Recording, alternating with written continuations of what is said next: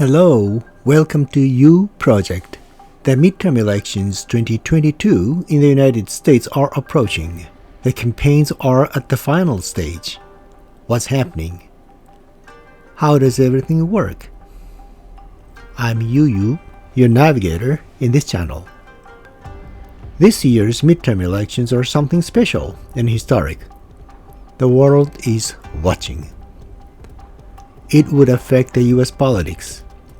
If the Democratic Party loses the control of the Congress, last half of President Biden's first term could get stuck due to the partisan confrontations in the Congress and the confrontations between the White House and the Congress. And what's more, the result of the midterm elections could affect the next presidential election in 2024. The influence of former President Donald Trump could even get more powerful, or his influence could weaken.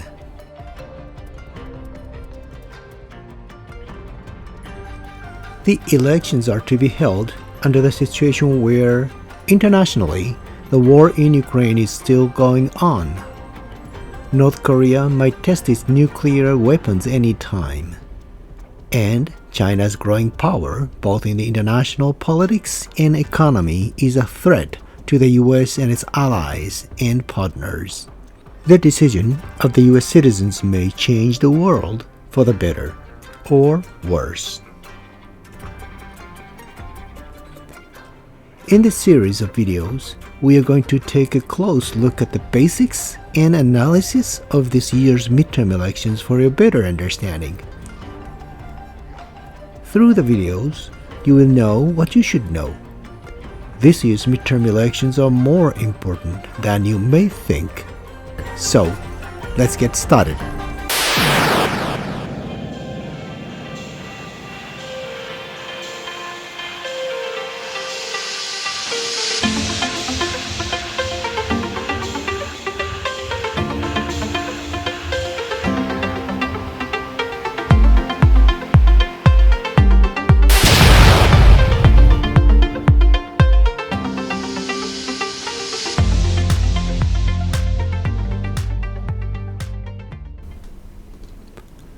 Hi again.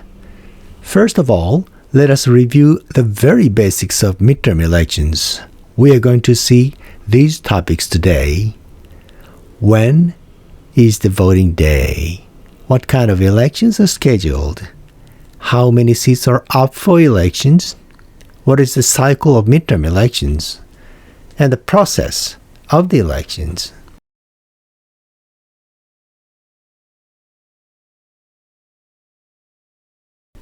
So first, when is the voting day? Is Tuesday? Well, the voting day is usually Tuesday in the United States. Anyway, it's Tuesday, November 8th, 2022. The next question is, what kind of elections are scheduled on November 8th?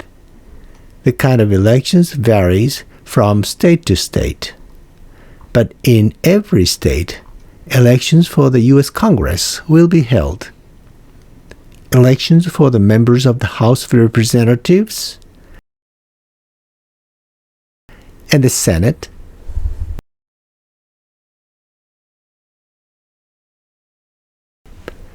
For the state or local offices, there are going to be elections for the governors, state house, State Senate, and so on. In this video, we are focusing on the U.S. House and Senate. We are also going to follow the gubernatorial elections. Now, more basics. How many seats are up for elections? The answer is here. The number of the seats in the U.S. House is 435. Each state is divided into congressional districts, and the number of the districts is decided and changes every 10 years based on the population counts of national census. This year's U.S. House elections are the first general elections after redistricting. The number of the seats in the U.S. Senate is 100. 2 senators are elected from each state. The term of service of the U.S. House member is 2 years. So, elections are held every 2 years. All seats are up for elections. The term of service of senators is 6 years. But elections are held every 2 years. It is because 1/3 of the seats are up for elections. It means 2/3 of the incumbent senators are not campaigning for their own re-election this year. Let us take a closer look. The senators are divided into 3 groups, which are called classes. Class 1 is a group of 33 senators, and they were elected in 2018 elections. Their term of service started in 2019. Class 2 is another group of 33 senators. They were elected in 2020 elections. Their term started in 2021.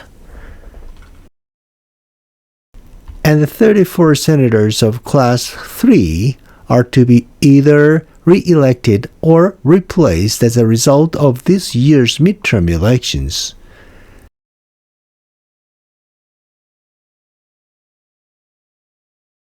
This year, there will be a special election in Oklahoma. Incumbent Senator Jim Inhofe, who belongs to Class 2, announced his retirement from politics effective January the 3rd next year.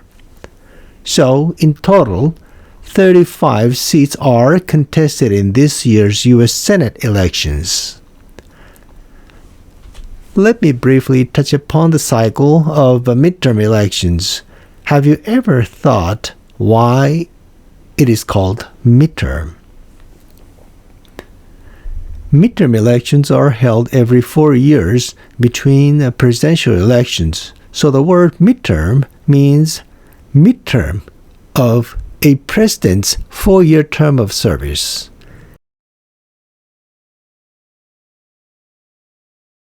In other words, midterm elections are held 2 years after the previous presidential election or 2 years before the next presidential election.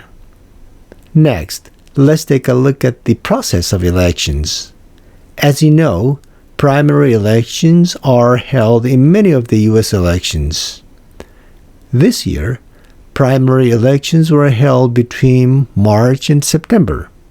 Generally speaking, in each state, political parties hold their own primaries with several candidates.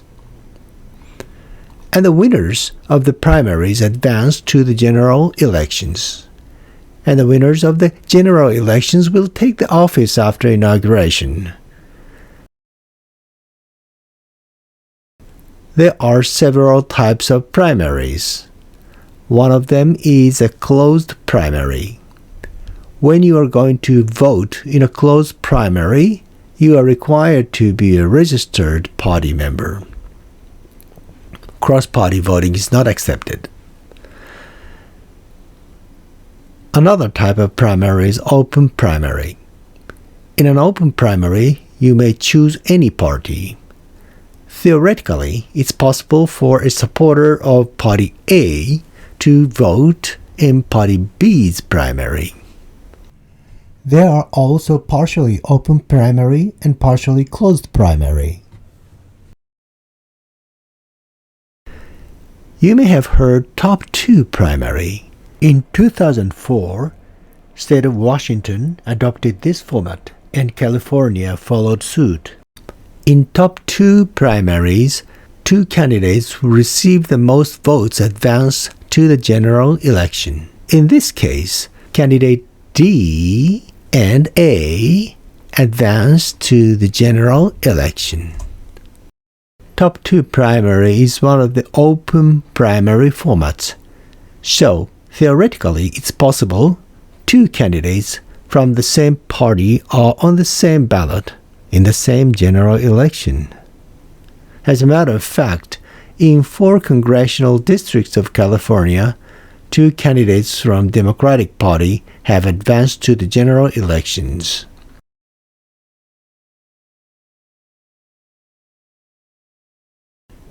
And in Alaska, the format is a little bit complicating. Top 4 primary was held in August. Top 4 primary is another format of open primary. In Alaska's U.S. House election, for example, 2 of the top 4 candidates belong to Republican Party. So the general election will be contested among 1 Democrat, 2 Republicans, and 1 Libertarian. In the U.S. House primary, 3 Republican candidates advanced to the general elections. One of them is said to have withdrawn, but in any event, the votes are likely to split between the Republican candidates. In Alaska's general elections, a new voting format, which is called ranked choice, will be held. What is it?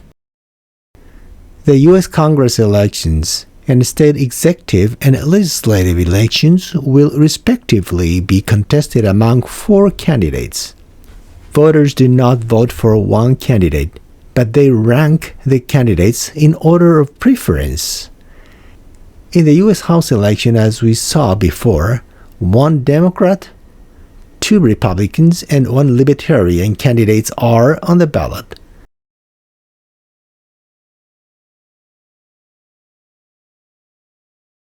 This is a sample of the ballot for the federal elections provided by Alaska Division of Elections. These are the names of the candidates. And you mark which candidate is your first choice, and the second, third, and fourth choice. A simple majority is required to win the election. Let's put it here, candidate A, B, C, and D.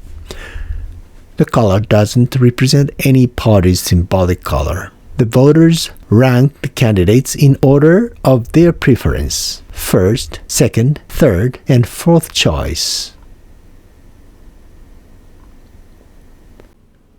Like this. In the initial process of tabulation, only the first choice of each voter is counted. This is just a simulation.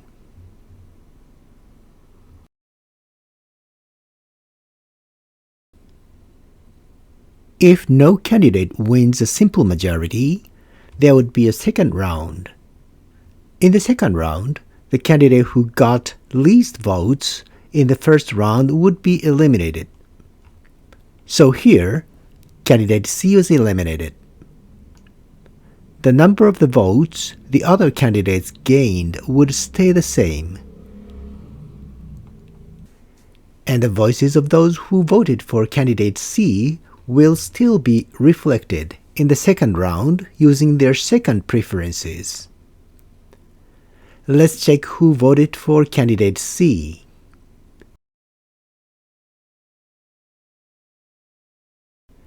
This person, and this person, and this, and their votes go to the candidates of their second choices. This person's second choice is candidate B, so candidate B gets another vote. This person's second choice is candidate D, so this vote goes to candidate D. This process would be repeated until there are 2 candidates left. Now let's check who got the least votes in the second round. Candidate A got the smallest number of votes, so candidate A was eliminated. Here again, the votes that the other candidates got stay there. Candidate A's votes will be redistributed to the remaining 2 candidates who voted for candidate A this person, and this person. Okay, we saw this in the first round, same process.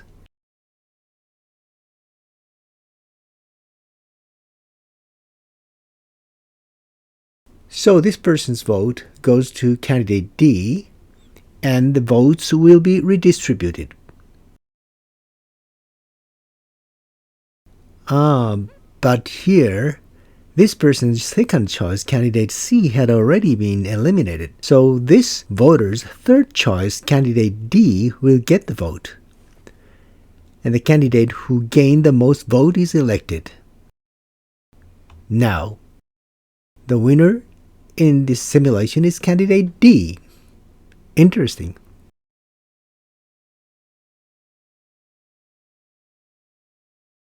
Alaska only has one seat in the U.S. House, but the election is noteworthy. Former governor and vice presidential candidate Sarah Palin is running with former President Donald Trump's endorsement. The incumbent Representative Mary Peltola, a Democrat, just won the special election held on the same day of the primary, defeating Palin. What's going to happen in the general election? And in the Senate race, incumbent Republican Lisa Murkowski and another Republican Kelly Tshibaka will face off. Murkowski voted for impeaching Trump in the Senate, and Tshibaka got Trump's endorsement. Here, I touch upon the election system in Louisiana too. On November 8th, primary elections are scheduled to be held in Louisiana.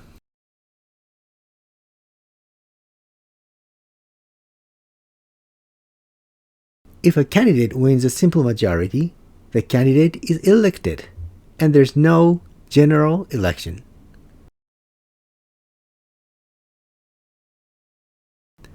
But if there's no candidate who gains a simple majority, top two candidates will advance to the general election.